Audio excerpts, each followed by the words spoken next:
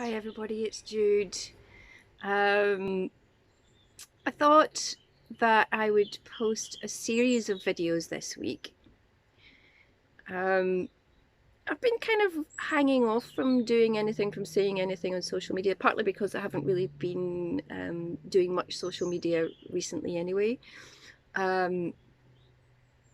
for my own mental well-being more than anything, and I would encourage everybody to have a little bit of time away from it for that reason.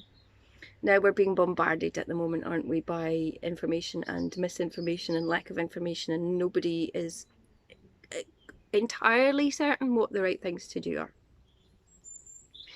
But I think we can make some pretty good decisions based on what we already know about how diseases spread, and also making decisions based on our collective responsibility. And so a lot of the challenging behaviours that we're seeing at the moment are to do with, yes, the fear and panic and anxiety that we all feel. We all feel it. It's a natural response to a threat. Natural. But a lot of the behaviours we're seeing are not necessarily about stepping back and thinking, okay, what is our collective responsibility here? So, for example, emptying shelves in supermarkets is a response to, it's a survival instinct. In the same way that we might strip a bush of its berries if we came across one when we were hunter-gatherers.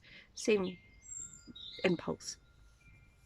And so it's natural, and we mustn't condemn people for having that impulse. But what we can do as practitioners of yoga, and I'm assuming that most of you that are looking at this are practitioners of yoga or some mind-body discipline type stuff, is to step back and observe our feelings, observe our emotions, observe our impulses, and notice where they are coming from. So what's the underlying feeling behind them?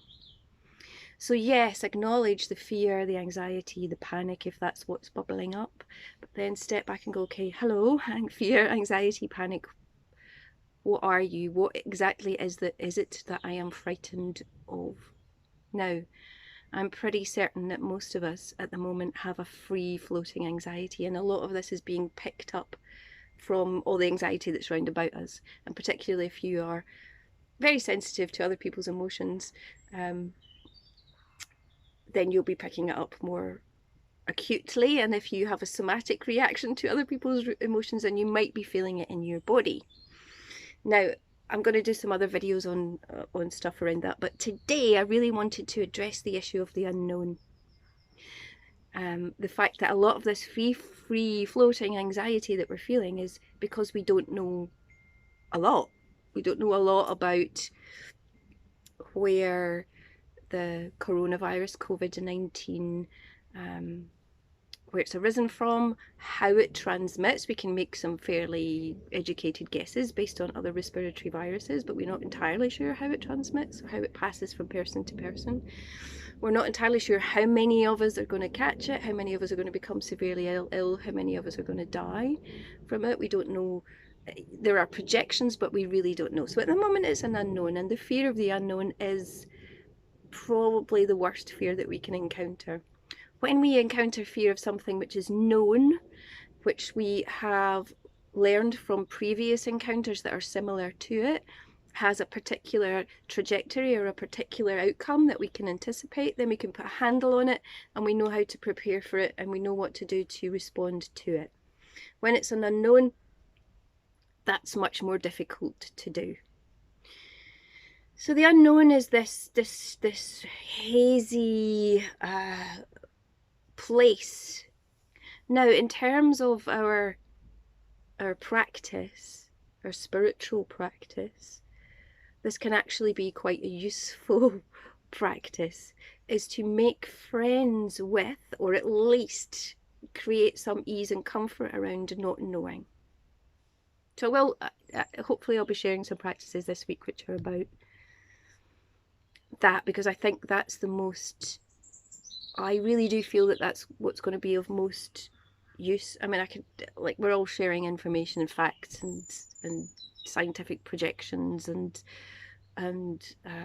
calls for people to socially or physically distance themselves from other people. Yes. So to some extent, what we are experiencing collectively is similar, not quite, but similar to the experience that people who have a compromised immune system experience all the time. And when you have a compromised immune system, it's something that ultimately needs to integrate with your normal, but needs to become your normal. So changing one's habits, really being quite scrupulous about hand hygiene, for example, making sure that people who are going to be socializing with you are not going to do that if they are if they've got an infection like a cold, or even a sore throat. And so in terms of this period of not knowing,